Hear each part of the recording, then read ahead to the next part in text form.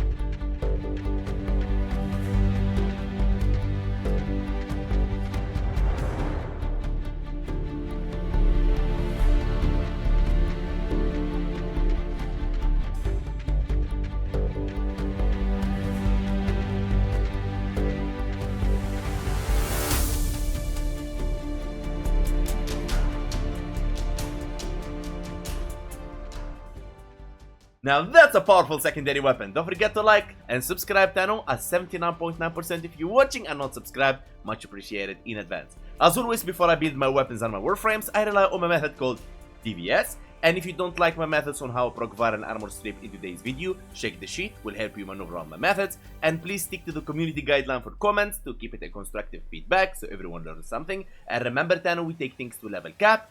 When I say everything, I'm not talking about meta, loadout, and yay, it's very easy level cap. That's not the point. The enemies, based on level, they scale in EHP, effective hit points. The higher enemies level, the higher HP, shield, overguard. So, what you prefer, watching a low level steel path or enemies at their prime EHP? So you tell me. So that's why I want to show you the weapons, how they perform, so you decide whether to build them or not. And if we take warframes to test their survivability, as enemies also at level cap they are at prime damage output, remember that. And now I take Revenant, so I don't boost the weapon in any way, so you can take it with warframes that boost damage, you receive better results, or warframe that doesn't boost damage and you receive the same results. Also, I don't use any Rivens because I can't expect you to spend your platinum looking or chasing a Riven like mine. And even if you get the same Riven, it's not guaranteed it's gonna be the same tiers, so the results will not be the same. So Rivens, Now let's start first with the Archon Shards. The 3 purple ones, they're for melee, they're irrelevant. The 2 Emerald Archon Shards, they're for corrosive, to push the stacks from 10 to 14 to armor strip enemies, since our weapon will be modded for corrosive. Now, if you have other meanings of armor stripping enemies, let's say a Helmith ability or Focus School like Unairo, you don't need the 2 Emerald Archon Shards, run something else. Maybe you want to take this weapon for full topaz, or I don't know what you're going for. The Nourish will be for viral, so the weapon will proc viral and corrosive at the same time. For Revenant, and you can upload this in any warframe you want, this doesn't really matter. What matters is arcane precision on headshot, 300% damage for 18 seconds on secondary weapons. Of course, you can add more fire rate if you want to. Now, for the weapon, the unique trait, alternate fires, lobs, a web, snare that damages, paralyzes, and groups in up to 8 enemies within 10 meters. Very powerful unique trait, and I want to see more of this in the future weapons. The number of enemies afflicted is multiplied with multi-shot, so you need to mod this weapon the right way with multi-shot.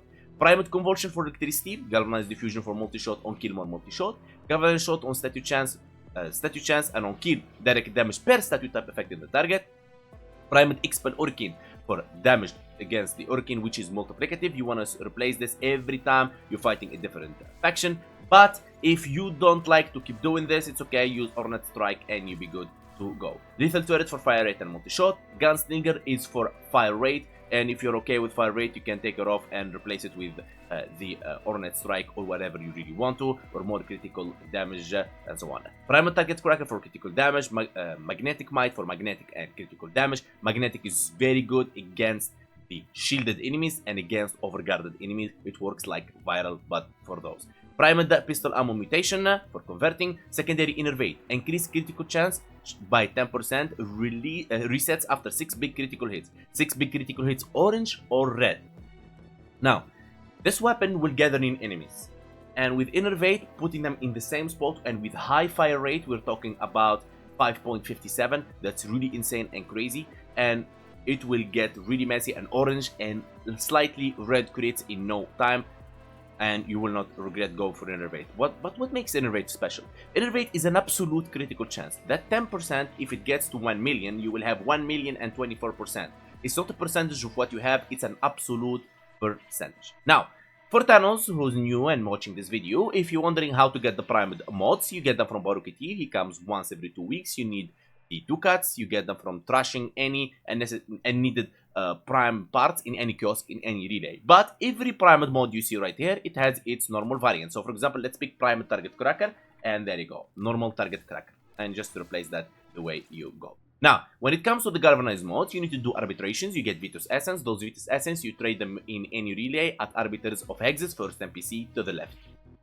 Now, when it comes to the amp I used was 1771, Raplak Prism from Cetus, Propa Scaffold, and Certus Brace from Fortuna. Now, the amps I used for the arcanes I used for the amp, Eternal Inslaut and Eternal Eradicate. The amps I used for my operator was Magus Lockdown and Magus Elevate. Simple as that. Now, when it comes to the companion Nautilus, Cordon to pull enemies, Duplex for the clones, Assault to attack, Vacuum for the loot, Manifold for more Cordon, Shield Armor Health, Fire Rate, and Tenacious Bone to increase the critical damage by 120% if your sentient weapon has 50% plus critical chance. Now you can use any sentient weapon you want, but I prefer the best sentient weapon in the game, which is Verglass Prime, but that is a problem. You need a critical chance Riven for it to reach 50% plus critical chance. Now if you don't have a Riven and you can't afford it, Prime Racer Rifle or Vorklock or Burst Laser Prime and you're good to go. Or use Verglass Prime without Tenacious Bone bonus until you get a Riven for that. Now it's time to show some action on Simulacrum. Now let's summon level 230 heavy corrupted gunners. How I can summon level 230? Because I am mastery 35 or legendary 5, and the higher level you are, the higher enemies level you can summon. So if we use the alt fire of the weapon, first let's use it, and there you go. You see, it's really fast and awesome. Look at that. Boom, boom, boom, and it consumes 4 ammo. You need to keep that in mind. Look at that, and look how much like you can move those targets. It's really amazing, honestly. Look at that. Now, check this out. We are not. So, now we activated all the galvanized and everything we need. So, gathering in enemies. Loading. And, I mean, I see a lot of Thanos also asking me, Hank, why don't you deliver for us builds for, like, low level? Guys, come on. If the build kills level cap without damage boosting and without, like, Helmet ability to boost the damage and without, like, Riven and...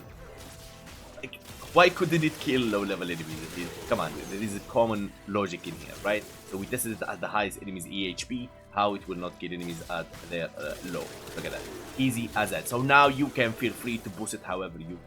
Zata Whisper, Sarin, Mirage, Roar, Vex Fury, you go wild. In the end, I would give this weapon 6 out of 10. Really nice weapon and you should try it. And I want to say thank you so much for watching. Let me know in the comments below what you think. And a special thanks to Hall of members, special VIPs, and the people who donated to Hall of Donations, and everyone in my community. And I'll see you guys on the next video.